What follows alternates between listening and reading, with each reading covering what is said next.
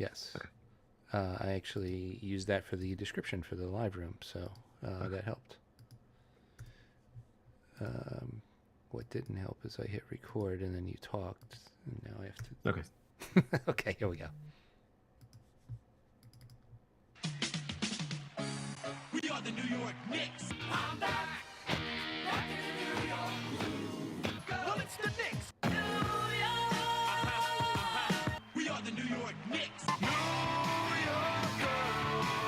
For this new season we're about to enter, the Knicks is taking no shorts, just like winter. New York, New York. New York be about the Knicks, huh? But the best thing about New York City is K-N-I-C-K-S. Everybody say go New York, go New York, go! Go New York, go New York, go! Hey everybody, it is the New York Knicks podcast, episode 624. How you doing, Mark? I am doing it's doing as well as you can be when the Knicks are 1-2. I have to say, Friday night, I took my kids to a Halloween thing called, it was like we call it the Spooky Walk, where you go to this park and people jump out dressed in costume. There's a bunch of people with fake chainsaws chasing after you. It was really fun. Kids had a good time. Got home. Kids went to bed. I turned on the Knicks game. Mm-hmm. I turned on the TV and I DVR'd the game. I watch a lot of games on DVR. And when I turned it on, like the TV, a lot of times it's on the channel where the Knicks game is on. And I have to really quickly change it because I don't want to see the score and ruin the whole game for myself because I do want to watch. Yeah. I turned it on and I see someone being interviewed. I think it's someone from the Hawks being interviewed. I immediately turn it off and my mind is like, I don't know the score, but why would they interview someone on the Hawks if the Hawks didn't win the game? Mm-hmm. I know the Hawks won the game, and the entire game I'm waiting for the collapse. Mm-hmm. I'm like, the Knicks are going to lose. I know they interviewed this guy because, and also I may have even had the wrong broadcast. I don't even know if it's on the right channel, but I think it is. I think they interviewed the Hawks guy, and I don't know who it was on the Hawks, but I am so miserable watching the whole game. And then near the end of the game, the Knicks are finally up. Can't blow this. And then they have 3 turnovers in a row. And I'm like, oh my God, they really are going to lose this game. I have to say that, like, between, what was it? Randall turns the ball over. Then, it was Randall turned over, then Grimes turned it over, then Brunson turned it over. And you were like, oh my effing Lord, this may be the most epic, most Knicksian collapse I've ever seen in a game. And they pull it off. I'm usually pretty level-headed during the games, but I audibly yelled "what the fuck" out loud when Brunson turned it over. I just couldn't take it anymore. I couldn't even, and we can talk about this game. Then Saturday night, not that we have we went out to a adult Halloween party. I drank a little too much, came home a little drunk. Wife went to bed, kids were asleep, and I turned on the Knicks game and was kind of buzzed / drunk while watching the Knicks just play terribly against the Pelicans, and did not enjoy that game at all. Not an enjoyable game, no. So not an enjoyable game where they basically just didn't show up for the first 5 or 6 minutes of the game and could never catch up the rest of the way. So I'm not worried. Why would you? It's 1-2. Like, plenty of teams go 1-2 and then go to the playoffs, if not the finals. Like, I think not a big deal. And arguably they should be 2-1. But also I'm not worried because it was a back-to-back early in the season. Why the Knicks have 2 back-to-backs in like the first 10 days of the season is like that's insane to me. But why do they have back-to-back with both of the games being on the road in different cities? Yeah, it's kind of crazy. Andrew says it's 1-2. Should we rebuild? Yes, we should completely overreact. Blow it up. Let's trade everybody and just go all in for the draft. Let's just tank. I don't know who's available, but whoever is going to be the number 1 pick is who we're going to dream about. Burn the franchise to the ground. Let's do it. Yeah, early in the season, it's a back-to-back. Randall did get surgery in the offseason, so maybe it'll take him a little bit to get into the swing of things. Everyone's been very hard on Randall. He did have 8 turnovers in Game 3. He had 0 in Game 2, though. Was it Game 1 to get 0? I thought it was Game 2. It was Game 1. He had that weird stat line where he had 0 turnovers, but shot like 5 for 22 from the field. Yeah. Anyway, he's not been good, obviously. Yeah, But I it's would not say, like, oh my, I don't think he's going to revert to like being terrible. Like he was an all-star last season. He had surgery in the offseason. I think he's going to get off to a slow start. Is that like an unreasonable take or? that unreasonable to be totally level-headed and go the guy who's had a long track record and who's an all-star last year could be good this year and just had a couple bad games to start the year. Is that and blaming it because he didn't get a chance to practice as much in the offseason because he was injured, had surgery? Is that a level-headed take? Yes, that does not deserve to be on our show, but you could fine be level-headed. I mean, Brunson hasn't been good either. I don't think he automatically like all of a sudden just sucks too. Okay, let's just talk about them separately. Okay. So first, you want to talk about Randall. So why don't we do a little back and a little back and forth in here? Okay, you are going to be level-headed Knick fan, and I am going to be A person insane on Knicks Twitter. Yeah. Let's Randall's destroying the franchise. Okay. Okay. So I see your argument about his injury. If he cared about the Knicks, he would have been shooting threes from a wheelchair all off season, or playing on a broken ankle. The fact that he had surgery means he doesn't care about this team. Are you saying he should have waited until after the All-Star break, like some other power forward we had on the team? He should have waited till his career is over to get surgery, play on a bum ankle. Just don't miss a moment of practice. And also, forgetting all that crap, he's shooting. He is even odd every off year. Randall can only be good in a even. Every other year. Randall. Last year he was good. This year he's going to be terrible. That's how it works with Randall. He can only play good every other year. So Tibbs is trying a new offense where there's more ball movement because the Knicks were last year in assists. Exactly. Tibbs wants to go away from what Randall does best, which is not move the ball and go ISO. He's destroying. He destroyed Obi. Now he's trying to destroy Randall. So you're saying they will never figure out how to move the ball around, and they're just going to turn it over all season. Yes, that's what I'm saying. I don't. Is Tibbs really trying something new, or just he's asking? But now we have more guys that can pass the ball. I think he's trying to encourage everybody to move the ball around more. I personally feel like some of these players are being too passive. We mentioned that last episode where 3 guys should have shot before they gave it to Randall at the buzzer to jack up a shot. But I do like fairness, having more ball movement. Dante DiVincenzo was giving the ball up in game 1. Game 2, he was on fire. And then game 3, he wasn't so good again. Yeah, well, you know what? Everybody sucked in game 3, second night of a back-to-back. Game 2, almost everybody looked good. I feel like... You think there's something about the back-to-back? You think? I think there might be something about back-to-back, especially early in the season. But I think game 2 is kind of what this team will look like mid-season. There was a moment in game 4 where in game 2 in the fourth quarter, or maybe it was end of third quarter, I forget exactly when it was, where the entire Knicks team looked gassed. Do you remember that? There was that moment in game, they had to do, they called a timeout and they did some substitutions. Everyone looked a bit gassed, and I was like, I don't know what it is, but this team does not look totally in game shape to start this. Maybe it's because there was less. Maybe because the Knicks did not really go all out in preseason. The guys just aren't quite in game shape yet. I mean, but I think that really hurts you on a back-to-back. I don't think it's like just the Knicks. Dame had a terrible, terrible game. Shea had a terrible, terrible game. It's early in the season, and guys are still getting their groove. Like, do you think Bucks and Thunder fans are calling for those guys to get traded and they're bums? And yeah, I think there's some Bucks fans that are that crazy. But yes, you're totally fair. I mean, first of all, OKC.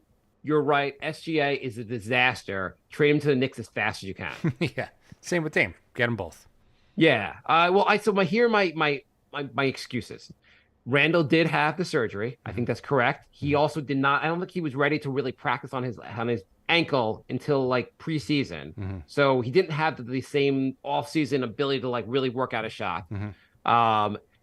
Josh Hart and Jalen Brunson played FIBA. I hate international play because it just screws up your starts of the regular season. I think both guys are off because they're a little bit exhausted from playing FIBA. I think that really does Yeah. matter. I think they learn a lot when they do FIBA, but then, yeah, they also come in a little burnt out. Yeah, because you kind of didn't have the full off season to like really rest up and get ready for the season. You had that like you had to go from like 0 to 100 for FIBA, and FIBA wasn't that long ago. It was like a month and a half ago. Yeah, speaking of being in the regular season fully rested, the NBA said they were going to crack down on rest days. Game 2 of the season, a bunch of stars rested, which I just find hilarious. Like It's like guys are trolling. Jimmy Butler had a rest day. Embiid had a rest day. What? literally How game much rest 2, do you need? game 2 of the season. Like there's some old heads from the 80s like, are you guys kidding me? Like you're resting in game 2. I know we just said that the Knicks doing a back-to-back for game 3 of the season was a little annoying, and guys were not playing as well because of that. They had to go to a different city, but like they didn't take the night off. Like they didn't feel like I can't play tonight because it's a back-to-back. Right. Barkley's like, I flew coach when I played. I played every game of the season. I mean, it really is absurd. I thought, and is the NBA finding anyone yet? No, not at all. They said they were gonna. They're not. They're too busy focused on Jalen Brunson and making up flops for him. I didn't know that because I know every year they have like a focus, Mm-hmm. and I didn't know the focus this year was calling 82 flops and finding on Jalen Brunson. Like every game he's gonna get a flop call, and they're gonna find him every game. Yeah, when they said they were gonna focus on flops, I didn't know they meant just for Brunson. Just to Jalen Brunson on questionable flops. They're going to call. They're gonna just hammer him. So game 1, he stepped on Tatum's foot and fell over, and they called a flop. Game 2, he tried to avoid a foot in his landing area, and he got fined for a flop after the game. Game 3, Ingram puts his foot in his landing area. He lands on Ingram's foot again. No call. And he turns to the ref and says, "What the hell is going on?" And he gets a tech. Like, Yeah. what is he supposed to do? Like, By the way, there's you're not supposed to be in the landing area. That's the rule. That is the rule. Also, there's no better proof that your flop rule is broken. If 3 games into the season, Trae Young has not been called for one. Right. You have. He's a walking flop. I thought that this flopping rule was supposed to be for blatant, egregious flops, not like maybe he did, maybe he didn't. We got to go to the videotape. Like, if you need instant replay, it wasn't egregious enough. No, it really is. They should never go. First of all, there should be not a single fine after the game. Like, you call it in the game or don't call it. But reviewing the game to find the flop is ridiculous. I agree with you. You have to look at the footage to figure out it was a flop. Then don't even bother doing this. There's plenty. Trust me, there is plenty of ridiculous flops that you can choose from.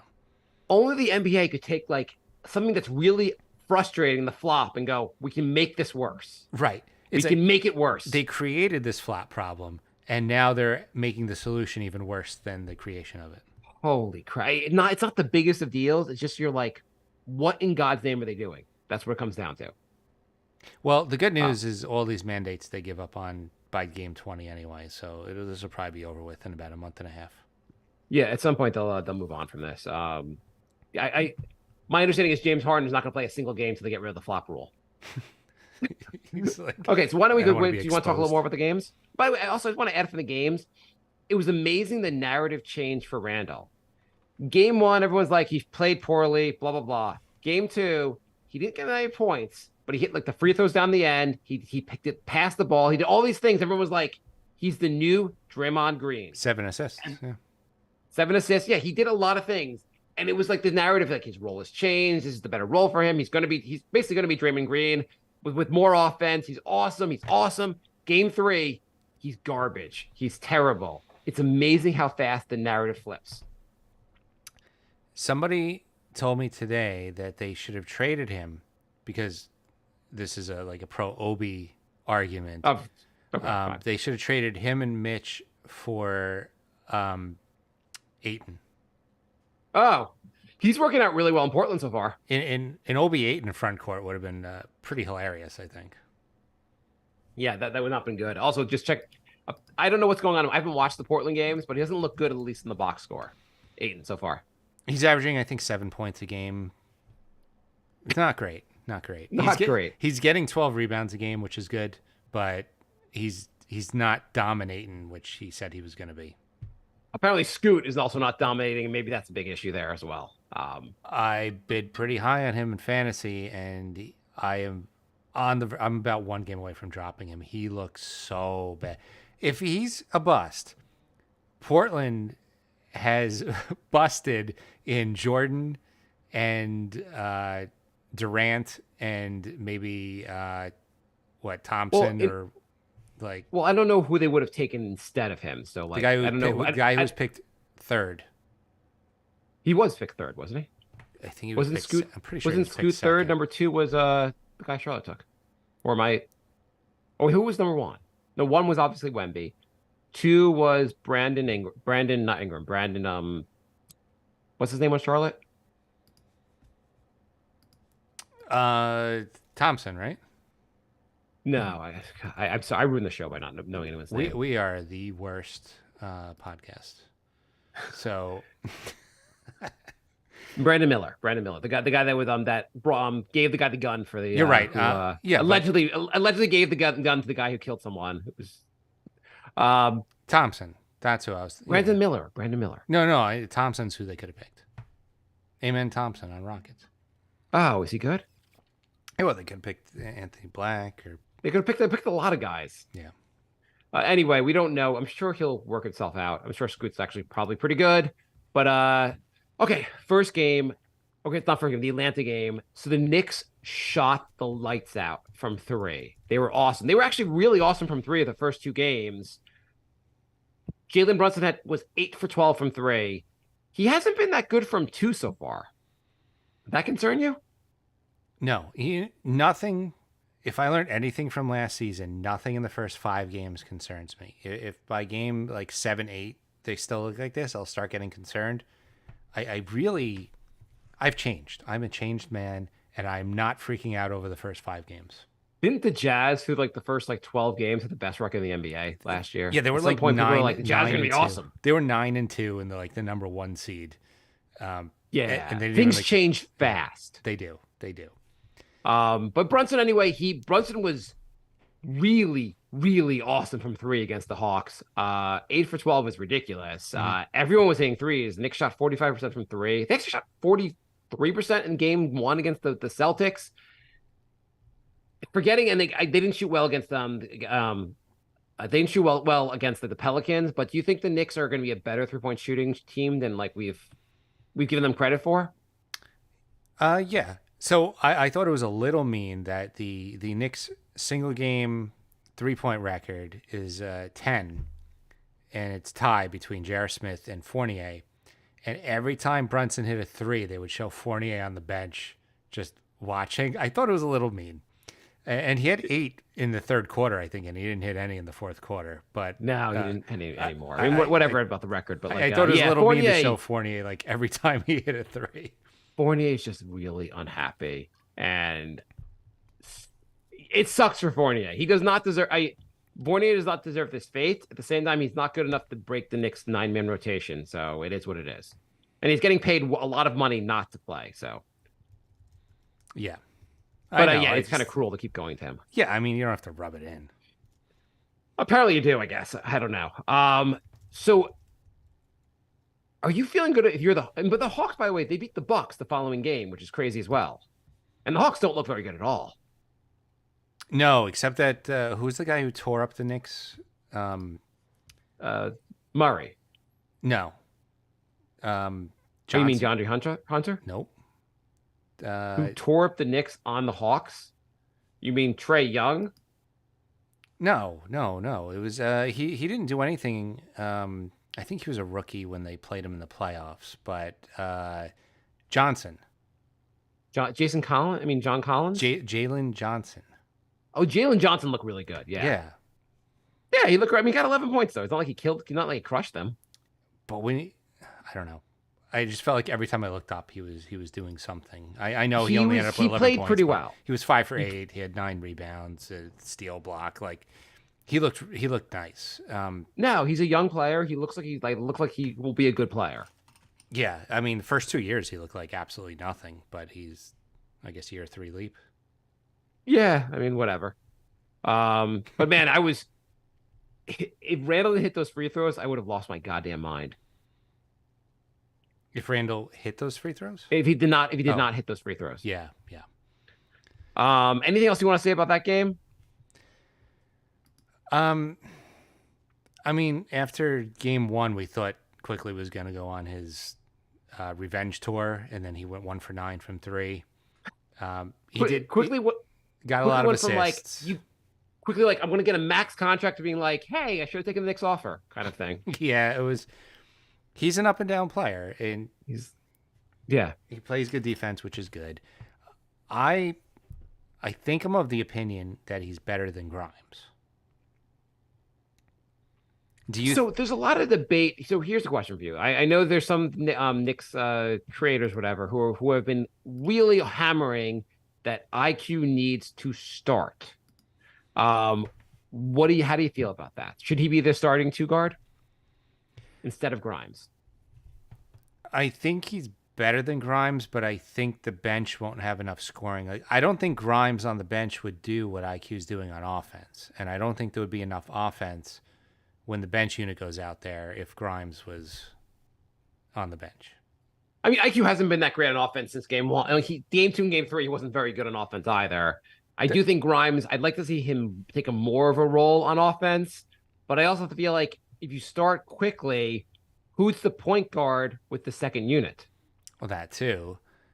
It's Like, it just, doesn't- also like he's inconsistent, but isn't that what a sixth man is? I mean, Lou Williams, Yeah, no, that's fine. Clarkson, Smith, like all those guys are just like they could put up 30 points or they could put up 4. I feel like that's just what a sixth man is.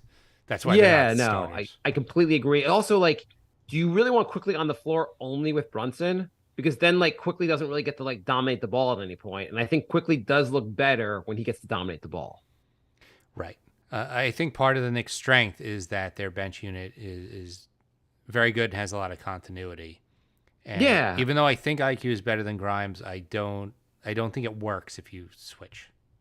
I would like to find some more minutes for Quickly, which I think will happen. Like the game one, he played 28 minutes, but I don't think this is a major issue. I think people are making too big of a deal about it. Also, with the first unit, you have so many guys who are going to shoot the ball. You need one guy who's going to be more fitting in. I mean, he played 24 minutes in game 2. That's not like crazy low. I think that's fine. Yeah, he's going to get 25 plus minutes most nights. Mhm. I don't think this is going to be much of an issue.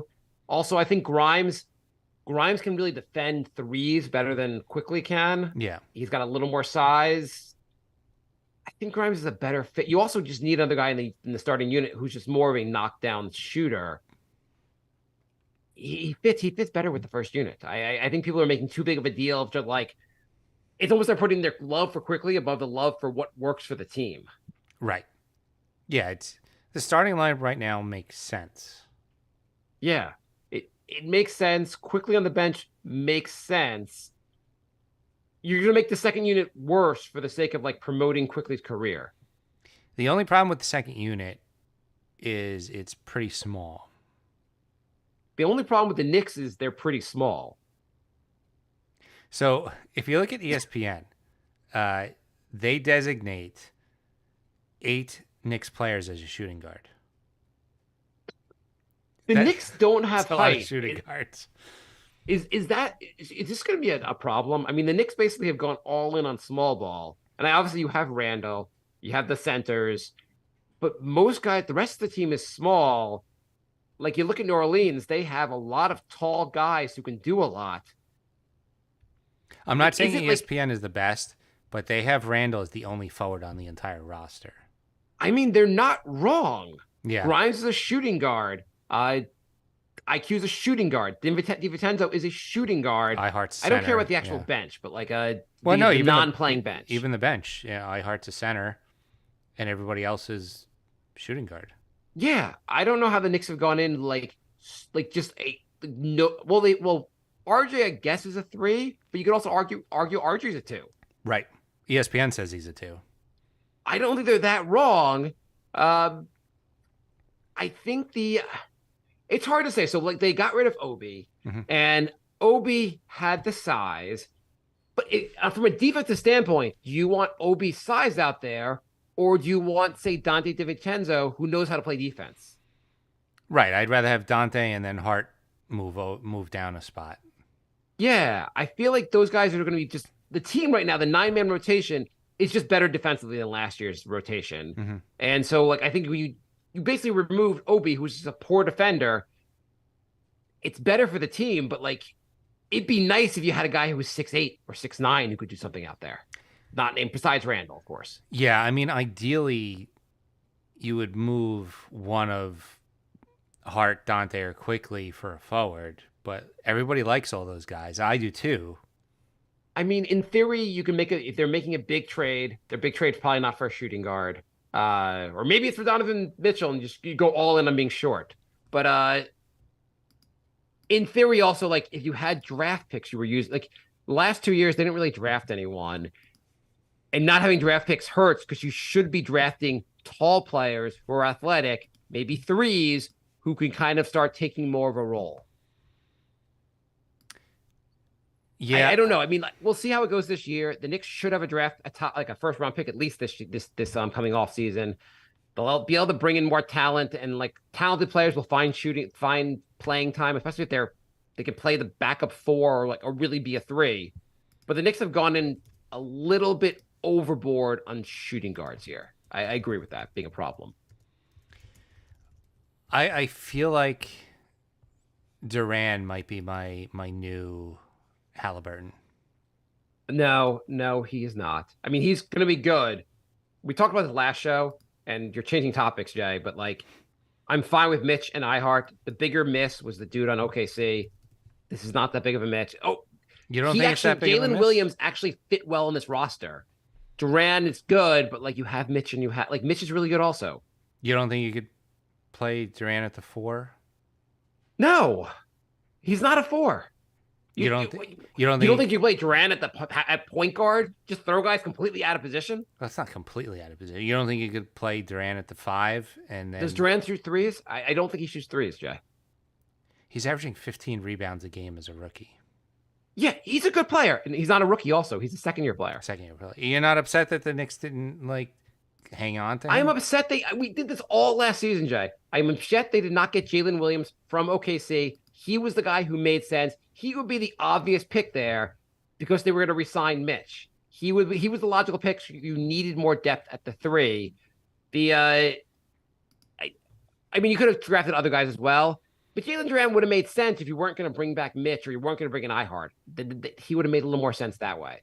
For that reason, like but not at the 4. You're not going to you're going to go like Twin Towers and think it's going to work out when you're going to have a 4 and a 5 who can't shoot threes.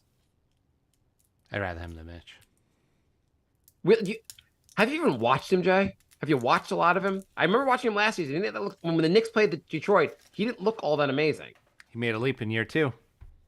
Yeah, we'll see. I mean, he'll probably gonna be a very good player. I have no question. I have no doubt about it. But it's completely overreacting to say I'd rather have him than Mitch. Mitch is really good. I think the Knicks should stop trading their first round draft picks. This is a obviously. hot take, but I think the Knicks should stop doing that. Yes, the Knicks should. So last year, I mean, in defense of it, like they traded the first round pick. They thought they'd still have a first, but Dallas just tanked, and they got Josh Hart, who ended up helping them get pretty far in the playoffs. Mm-hmm. So it wasn't crazy what they did last year. The year before was crazy, but can we move forward with not talking about the same topic every show? Yes. Okay. Still don't like it. If they do it again this year, though, I'm snapping. The Knicks announced they've traded their first round pick for a bag of donuts just to piss off a dude that lives in Westchester. They're like, you know what? We figured out we want to get off this random contract on the bench, so we're going to trade our first round pick again. Okay, so the Pelican game, the Knicks looked like, so just to briefly talk about the Pelican game, Knicks went down early, just played terrible in the first quarter. I think they were 26-12 in the first quarter and just really couldn't catch up. They came as close as being down by 6, but could never really fully cut it. And the Pelicans look really good, and they have a healthy Zion, which I have to say, first of all, Zion looked great. There was some clip someone made or pointed out that like Julius wasn't doing a good job of defending Zion Williamson. I'm like, show me the player that's doing a good job of defending him when he's healthy. There is no one. He's elite. Yeah, agreed. Healthy Zion is a borderline unguardable. I don't. I think that's going a little. You're just trying to hate it. If you're Yeah, people were giving crap. They're like, Julius didn't look that good against Zion. He wasn't strong enough against Zion. Yeah, Zion is really good. No one has said Zion's bad on the court. They're just saying Zion is bad at staying on the court. right. Randall's one of the strongest guys in the NBA. If he's not strong enough for Zion, then who are you going to get? Zion, and like there was the play they showed. Zion did this little leap push shot. I'm sorry, who's going to guard that? That was a really hard, fast, very athletic play. Don't give Randall shit for plays that like. There's plenty of things to give Randall shit for. That was a ridiculous play to go like, oh, Randall's not good at shutting down this guy who might be a multi-generational, multi-season all-star, Yeah, yeah. a generational talent, basically. Like, so, Jay, you watch Zion Williamson play. He's healthy. Mhm. Would you go all in the trade for him right now? Let's say tomorrow he's like, Pelicans, it's been a good run. Those 3 games, I'm done. Trade me. I don't know. He's played like 130 games in 5 years. Like, it's game 3. Do you honestly, can you look me in the eye and tell me you expect him to play 60 games this year? I believe more in Aaron Rodgers' health than I believe in Zion Williamson's health. Yeah, But he looks good when he's on the court. he Good does. for He the looks Pelicans. awesome. Hopefully I feel like all in would be a little bold for a guy who's had 1 healthy season out of 5. Okay, Zion Williamson over under. He stays healthy through the in-season play-in tournament or in-season tournaments. Isn't that Stupid in crap. like 2 weeks or something? Yeah, exactly. I'll give him that. Watch him get injured during that tournament. So the Pelicans, that would be not that I want anything to happen to him, but how funny would it be if during that tournament he gets injured and the NBA is like, crap. The only good thing about that is maybe they'll cancel the tournament because I have not hated an idea the NBA has had more since they moved in the 3-point line. Have you seen what the Knicks the floor is going to look like? Yeah. The arena floor is going to look like this awful orange design. I don't care. It's stupid. I don't like It it. just looks so dumb. I think apparently it starts this Friday or this coming Friday. I'm very against this. Andrew says, for the same package, would you rather Zion or Embiid? Yes. Before I want to get there in 1 second. Mhm. I thought the in-season tournament would just be like a single elimination thing, but you have like you're all in like different groupings. You have to play your groupings and then you go to the single elimination tournament. Yeah, so the finalists for this tournament, I believe, will end up playing 83 games this season because the players, the coaches, and the fans themselves have said there's too many games. So their solution was to add a game. First of all, why don't they just do like March Madness style? I know there's only 30 teams, not 32 teams, but you could just give 2 teams like buys for the first round and just do single elimination. That at least would be a little more exciting and give everyone an equal shot like for the tournament, like a March Madness style. I have a better idea. Don't have have the it? tournament. Don't have it's Okay. stupid. It's the worst idea. I hate it. So what do you think of the Embiid? So the Knicks rumored offer for Embiid was, I don't have it in front of me, but it was Randall, RJ, Mitch, 3 or 4 first round picks.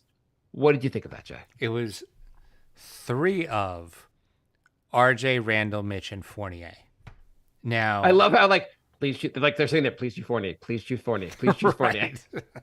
Right. Three of 3 guys you might want and a 4th guy. I It's wonder if it hilarious. was. I wonder if it was 3 out of these 4, but one of them has to be Fournier. Yeah, maybe that makes more sense. Yeah, because I doubt they would just be like, if you want, he's available. You could, in honor of Halloween, you could have 3 of these 4 candies. You could have M&M's, Twix, M&M's, Twix, a Crunch Bar, or my shit. I don't think Fournier is that bad, but when you're No, I know. Okay. That was pretty cold. I was just trying to be funny. Sorry, not funny. But you could have said Fournier is not- but, almond like, joy, almond joy. Yeah, but Fournier clear like, hey, we have this fourth guy who can't crack our 9-man rotation, and we're the Knicks. Do you want him? Yeah. So you saying is that too much? Oh, I'm doing it. I'm doing the trade. I'm 100% doing the trade. If they choose Mitch, RJ, and Randall for Embiid plus 3 first-round picks, I am in. I am doing it. You're not doing it, Really? Jay? No, I'm not doing that. Why are you not doing it? He's 30. By the way, the Philly is not doing it also, but go on. He's 30. He's injury prone. He has a history of not performing well in the playoffs. You know he's gotten to the second round. The Knicks. When's the last time the Knicks went to the second round, Jay? He has a stacked team. He hasn't gotten past the second round with a completely stacked team for his entire career. It is funny though. Like we're like, man, if we get Embiid, he can get to the second round. I know. It's like, okay. Do you think the Knicks are better if they have Embiid, but they don't have Mitch, let's say like RJ And Randall? I'll do the trade and I'll explain to you. So first off, if you have Embiid, you get rid of one of your centers. So I am fine replacing Mitch with Embiid. Yeah. That one's fine. Yep. I don't think RJ and Randall work together long term anyway. Mhm. So I'm fine moving off one of them. And you know what? I'm fine moving off both of them because I feel like a team of Embiid plus IQ, Brunson, DiVincenzo, Grimes. I feel like that team is still pretty darn good. You probably can find one more piece for that team and your ceiling's much higher. I feel Embiid like makes your ceiling much higher than any of the 3 players you traded. I feel like that team could probably get to like game 6 of the second round. Maybe. But I like the opportunity. I would do that. I know Embiid's injury prone, but you can only be so conservative in the NBA. Like you have to make swings to make trade. I mean, like Toronto said, "Hey, DeMar Rosen, you've been our best player for years. We just traded you for Kawhi. Sorry." Yeah. You have to make swings sometimes. You have to make like at some point you have to like either get lucky in the draft or just make big swings, bold moves. This is not a crazy bold move. Embiid probably has another 4 years of elite play. Your ceiling is much higher. You can probably figure out have a couple other first round picks. You can probably get some other. Maybe you find a way to get Donovan Mitchell on the roster also, and then you look even better. Okay. I don't think I am all in for this trade. I don't know why it was like announced as if like that was a real offer. Like Philly's like, we didn't even know about this trade offer, but thank you. The rumors seem to come out of nowhere because both camps seem to be like, that's okay. Like neither of us said that.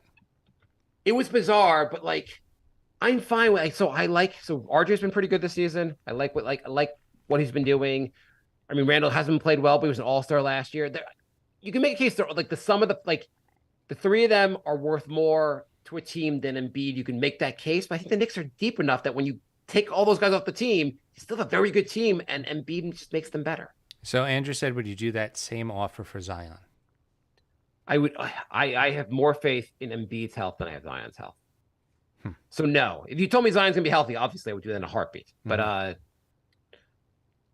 would you say Embiid is a top 5 player in the NBA? Okay, so Tell me who else. Tell me the 5 players that are better than him. Okay, well, definitely Jokic. Yep, no problem. Giannis. Yep. Then it gets maybe it's top 5 then. Did he get an award last year that said he was really good? Well, yeah, but he kind of just like begged for it. I mean, Jokic was better. Yeah, fine, but whatever. I'm not going to argue the MVP award. Kind I'm of saying, like a questionable one. Okay, I'm just saying like so he's maybe top, and you could argue maybe you want to argue Tatum. I guess I don't know. You want to argue Steph still? Fine. He's really top 5. Embiid is top 5 in the NBA. Mm-hmm. And you know what's helpful for winning a title? Having a top 5 player. It is. I don't know another path to get one. Embiid has to also ask out, want to be traded, and like put the Knicks as like his destination, and then like the Knicks have to like actually like go all in to make the trade. I am 100% down to do it. Andrew rounded out the top 5 with Alec Burks, Frank, and Ron Baker.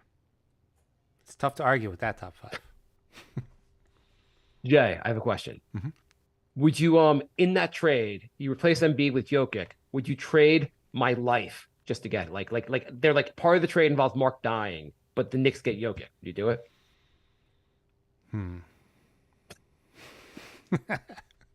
How quickly are you dying? We're all dying, Jay. Okay, so a couple Andrew questions. said bye, Mark. Okay, base Nick fan on Facebook writes, is Randall ever going to have back-to-back good seasons? This season. Telling you, slow start, he's going to pick it up. He had a slow start last year also. I mean, not this slow, but like I remember 3 he had a games. slow start.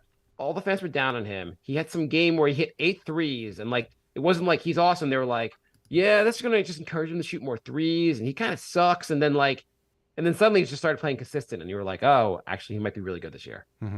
John writes, has the league figured out Brunson? Can't get in the paint and finish, and middle game is gone. Can't get past the pressure of opposing defenses. Has the league figured out Brunson, Jay?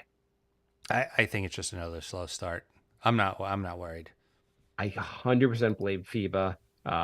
He all hit those 8 threes like a game ago, but he'll be dominating the paint very soon. The dude has shot 50% from 2 his entire career. I don't think the league just suddenly figured him out. Right. Wyatt writes, stretch big. Do we need one? I think it would help a lot, yeah. I don't know how you're getting one though. I don't know how you're getting one, and then who do you give up? I like our centers. I feel like in fairness, the Celtics who we lost to look like they have a very good chance of going to the finals. And they could have won that game. They could have won that game. Right. And the Pelicans, it was a back-to-back. And you know what the Pelicans, if the Pelicans have Zion healthy, they have a very good chance in the West. They're a very good team. And Patriot 109109 writes, fire Doris Burke. Yeah, I'm down with that. Yeah, this is the first tweet from someone on Twitter whose name his name is Patriot something, and I fully agree with what he has to say. Also, Daniel writes, I am from Twitter, I think. Am I the only one who thinks the Knicks will be a play-in team this year? Competition is rough. So will the Knicks fall to the 7th seed or below? No, I don't think so. I still think they're like the fourth seed. Okay. I don't see them falling past 6, but we can talk about the Cavs in a moment, but Oscar writes, aside from the Pelicans game, that was just one of those games where you don't get anything going. Thoughts on the starting lineup? Is the Knicks' second unit lacking size when Randall sits? Yeah, because I mean, the backups for, I mean, even Mitch, Randall, and RJ are all smaller.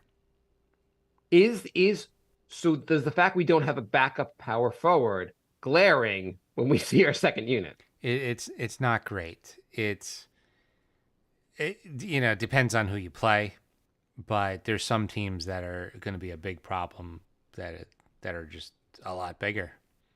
I think the Knicks are now the smallest team if you do size per minute play. Somebody did a weird thing where they calculated minutes played and average height, and the Knicks are like 29th in the league or something like that.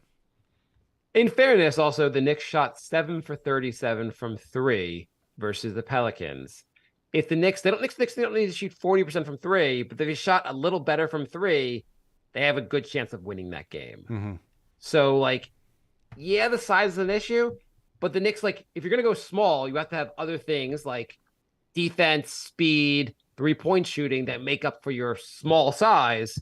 And I think the Knicks have a lot of 3-point shootings that could really make up for the size. Yeah. I think I know also people are like, Obi was really good at shooting threes, blah, blah, blah. DiVincenzo is a much better 3-point shooter. I'd much rather have him shooting. I think the team will be good from 3 this year. They'll be a lot better than they were last year. Yeah. I mean, you do a natural improvement progression for some of the young guys, and then Dante over Obi, they should definitely be better.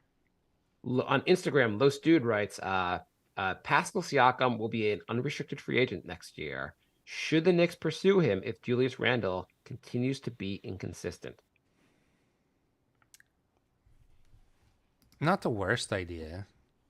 No, I mean you have to figure out how to move Randle and make it work. But Pascal Siakam would be, if you're going to move on from Randle, he would be a very solid player to move on to. Well, I mean, how to move on from Randall, that would be the trade, right? Randall for Siakam. Yes, Toronto. You think Toronto is going to take that trade? Depends if Siakam says I'm going to walk. Yeah, I guess you're saying like they want to sign and trade. Will Toronto go to Randall over having nothing? Right. Yeah, Why not? Maybe. It's not like Randall's a bad player. But we're also the theory behind this is that also Randall has a bad season, and then I don't know, 3 games into the season we should be talking about Randall having a bad season. Right. But I mean, you know who's also having a bad season 3 games in? Siakam. Yeah. Both guys just need to change the scenery. It'll solve everything. I mean, 3 games in, Siakam's averaging 15 on 37% shooting. Like, yeah. I mean, it's also like, yeah, everyone does this. Like they go crazy about a very small sample size. right. The Knicks have Cleveland in a back-to-back. For Cleveland, this is a revenge game, a revenge series. It's back-to-back, but one of the games will be at home. Do you know who's missing for the Celtics? I mean, for the Cavs.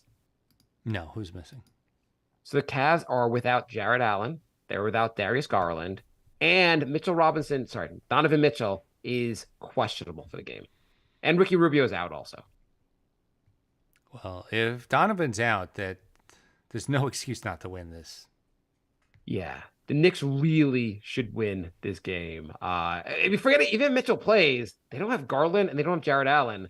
Those are 2 like key players on Cleveland. They should be able to win that game. Right. Like they beat him in the playoffs with those guys. So, yeah. Yeah. So I don't see why they would lose. I also wanted to just mention that so we put a post on Twitter about Obi. It got a lot of responses. The post was just making fun of the fact that basically Obi was playing the same amount of minutes he played for the Knicks on the Pacers. And I just mentioned the fact, Tibbs must be limiting his minutes on the Pacers. And it wasn't really aimed at Obi. I wish the best for Obi. The point was just making fun of the people who are just like, basically just saying Tibbs was holding Obi back and just being too insane about Obi. Mm-hmm. But I did want to point out, did you read Obi's comments about, they interviewed him about breaking up with the Knicks? I did, but recap for people who haven't. Yeah. I thought it was just so basically they asked him, he said it's nothing personal. It's just the business side of things. Obviously I was upset at times, but you get past that. And he just made a point that basically like he didn't seem like he had bad feelings for his time with the Knicks, but he made the point really that like what was tough was that anytime he felt like he made a mistake, he'd be immediately pulled from games, which is the critique everyone made about Tibbs. Yeah. And he feels like in the Pacers, hope he will not have this issue. Do you think, even though we make fun of it, do you think Tibbs' style of like being overly critical with the young guys, does that hurt or help them? I think it depends on the personality. You could have some guys that they completely lose confidence, and you have others that use it as a learning experience. I think everybody's different, and I don't think you could coach everybody the same way, but I think Tibbs does, so that's where you run into problems.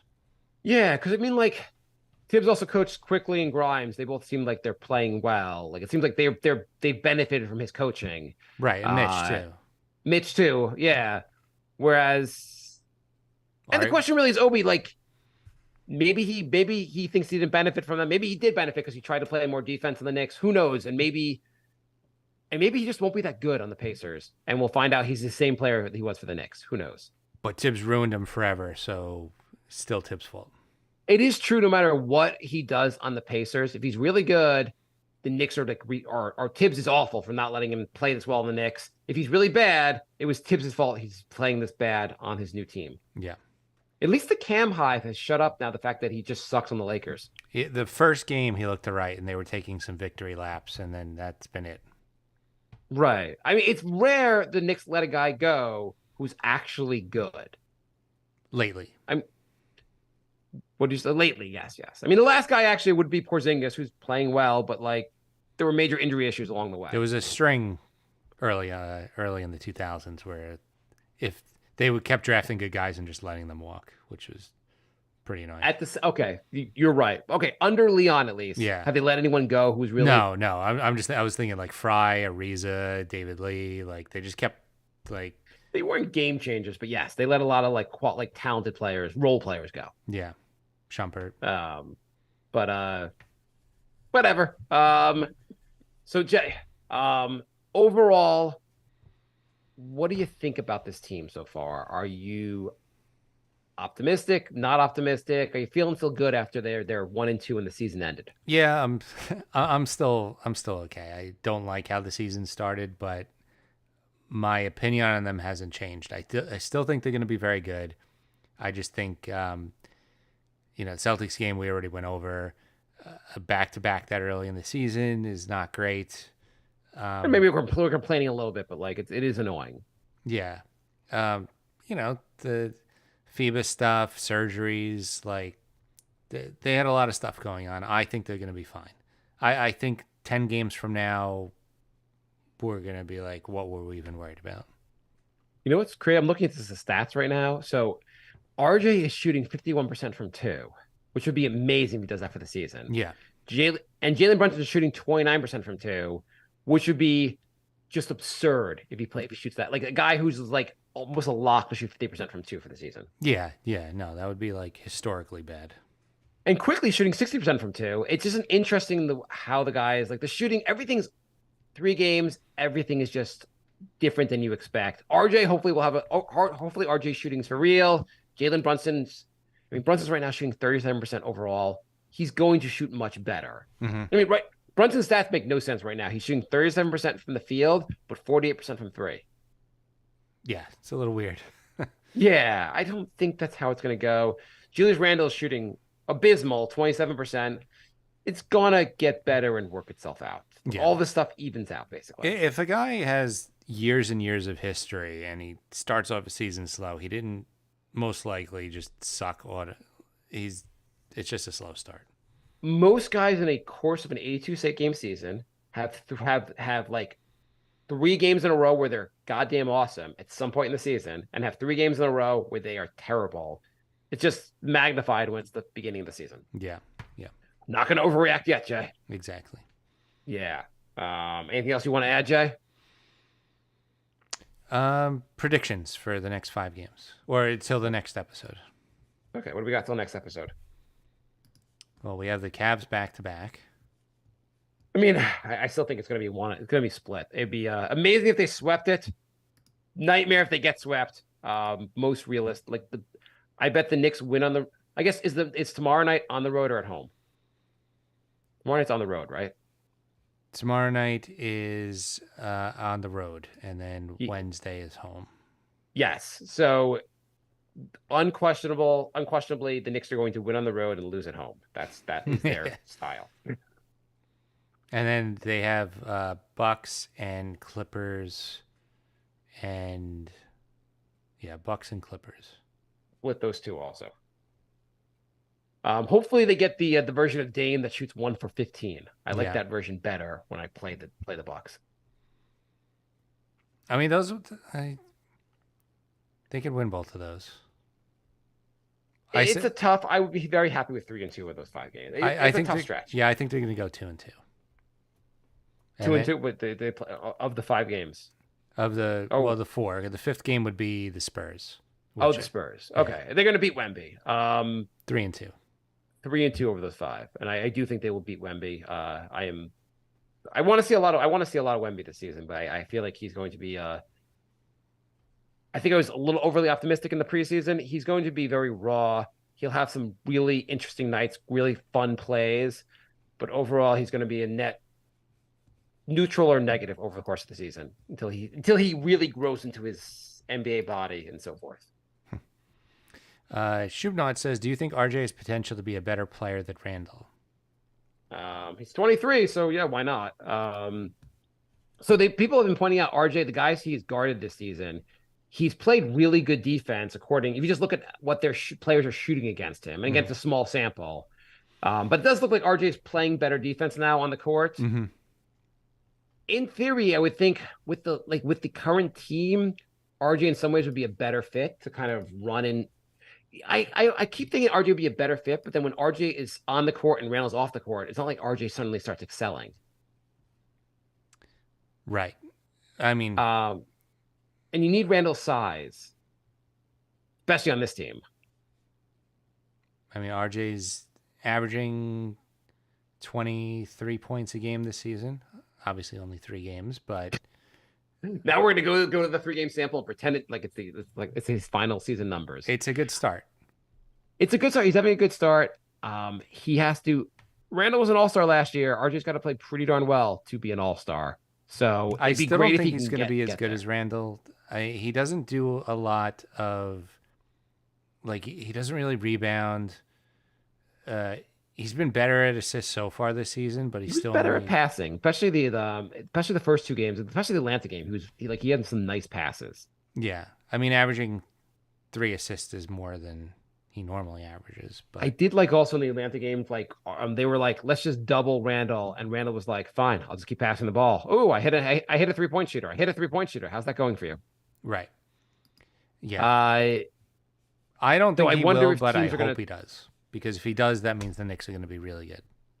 Yeah. I still am not sure if RJ and Randall work together, but we'll find out, I guess. Yeah. All right. So we are NY Knicks Podcast on Facebook, Instagram, Twitter, or X, or whatever you want to call it. We do have a Patreon, patreon.com/NY Knicks Podcast. When we joined that stupid basketball network, a bunch of episodes fell off our feed. So I've been uploading them. So we've been doing the show so long, you could hear how we felt about the Carmelo trade and Linsanity and D'Antoni. You have to be a really diehard fan to go on a list of this stuff, but thank you if you do. Yeah, I just uploaded the ones where D'Antoni got fired and Woodson took over. So blast from the past. Wow. By the way, how long until we stop reading? You read someone say, posted on X, formerly known as Twitter. When do they get rid of the word formerly known as Twitter? When Elon sells it and they go back to Twitter.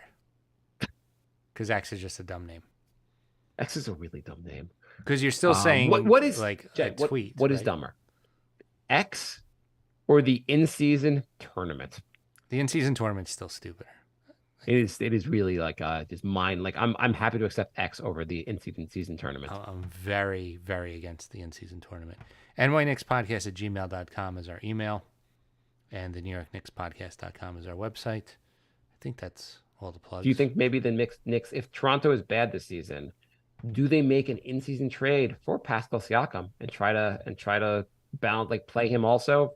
Maybe put him at the 3. I don't like. Do you think they do something? I'm trying to think of guys who are big that be on the market, and Siakam is the guy that would be on the market. Why not? I feel like you always upgrade in talent, and you figure the rest out later. Yeah, the Knicks now have a lot of guards they can trade from. IQ is really good. Either IQ is really good and helps us, or he helps us in a trade. One or the other. Andrew said he loved. Oh yeah, our other show is The Brink of Sanity, which is a comedy podcast. But we did do before we started the Knicks podcast, we had the comedy podcast, and we did a live episode of The Decision. And I couldn't remember if that was on this podcast or the other podcast. Yeah, so Andrew loved that episode when we live streamed the LeBron to Miami thing. I really, really thought he was going to the Knicks. Did you? Well, Yeah, you didn't. I am a sucker. You didn't think, obviously, you didn't think he was going to the Knicks. I just kept thinking like he did it in Connecticut. So you were like, why is he doing it in Connecticut if he's not going to New York? I think we had no idea. I don't know. I had no idea.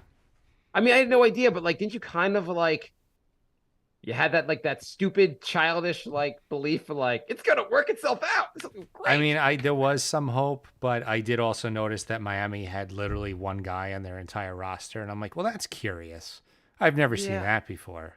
That was sketch, but like, the Knicks would have one guy on their roster and still not get him. The Knicks traded Porzingis to clear salary cap for no reason. Yeah, well, the Knicks were making a bunch of moves to clear up cap space for LeBron They and Wade. were.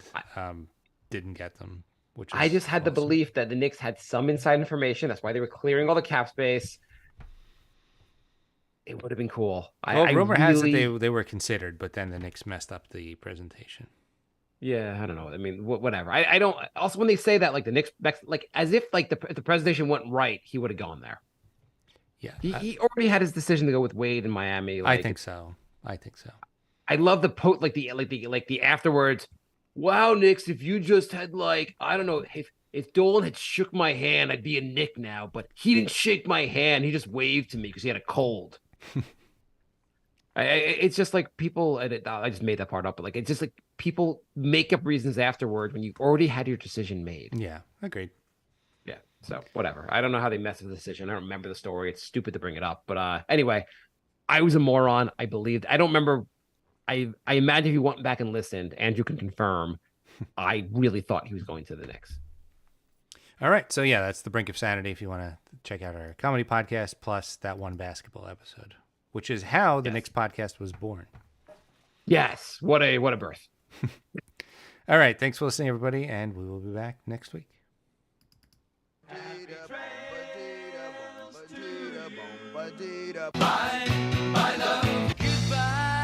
everybody. It's all over. Goodbye. It's time to go. This is the end. Say goodbye. Go away. I'm gonna leave you. It's the end. Goodbye. Goodbye. Just leave me alone. Feels so good to say goodbye. I'm sick and tired and I'm saying goodbye. Goodbye, girl. Goodbye, goodbye, goodbye. Everybody. So Andrew said you weren't even on that episode. It was me and Bry. No, I was definitely on the episode. We did the episode when they had the decision. I was on that with you. I don't remember, to be honest. It was like 14 years ago, but I thought you were on it, but I feel like Andrew would know better than us. I mean, it's true. He'd definitely know better than us, but I really thought we did that episode together. I thought I watched it at your place, the decision. That's what I thought. I thought that was one of the few like same room podcasts. Yeah. Yeah, because that's when I used to come to your place. I definitely didn't watch the decision. I'm 99.9% sure I watched the decision with you. I'm not. Birth of this podcast would be thrown out of whack if that wasn't the story of how it started. Oh man, I'm telling lies about the birth of the podcast. I'm sticking to that story. I think you were there. Bry was remote, and the three of us did it, and that's how the podcast was born. I don't even remember if Bry was on the episode, but well, Bry had to be remote. Bry never came to your apartment, right? But it was I was definitely with you when we watched the LeBron decision. Andrew, you messed up. Andrew, come on, Andrew, come on. You are the show historian, and you're probably right. I mean, you're better chance of being right than we are. But I really thought I was there for this. I don't think I watched this on my own. I don't remember sitting in my apartment watching the decision. I remember being with Jay. I'm pretty, yeah. I think this is one of the very few times that Andrew got his history wrong. I think that's how the Knicks podcast started. Yeah. Well, I pretty much would believe anything Andrew has to say, generally. If Andrew told me, like, he can make up any lie he wants. I mean, not that he's making up a lie here, but he could say anything and I'd probably believe him. He said, like, remember that it was the episode where you had your leg amputated? I'd be like, wow, I can't believe I regrew a leg. He said he's gonna look it.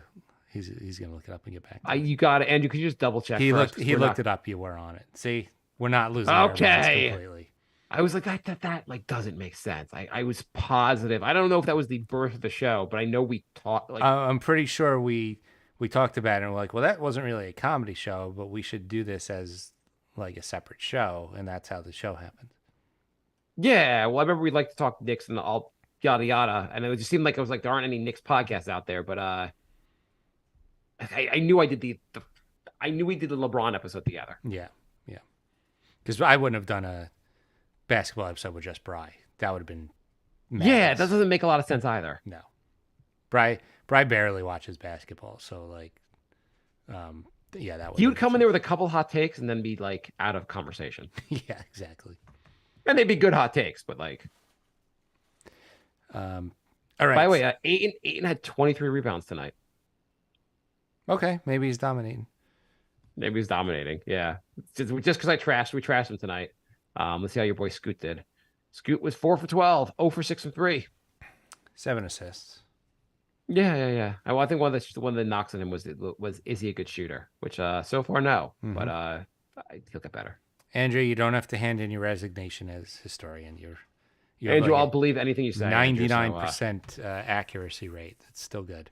So if Andrew came back and just said Mark wasn't on it, I would have just accepted that.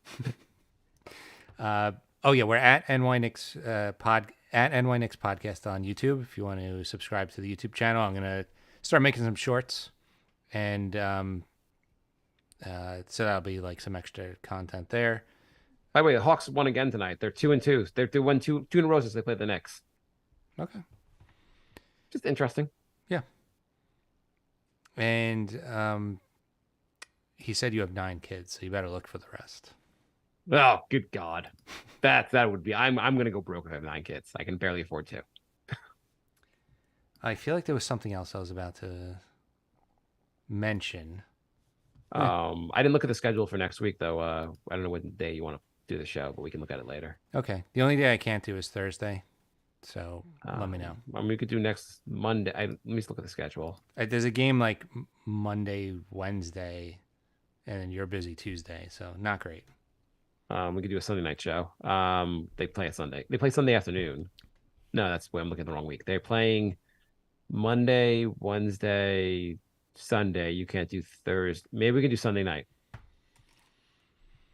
Can you do Sunday night? I'd rather not. Or do you want to just do during the Clipper game? Might have to, yeah. Okay, it's fine. Not the end of the world to do. There can be some we're gonna just do during a game. Yeah. Maybe we could do a live commentary. I mean, yeah, that's not the worst. Well, I mean, like we can just talk about the game also as it's going on. We'll see. We'll figure it out. Okay. Email us nynixpodcast@gmail.com.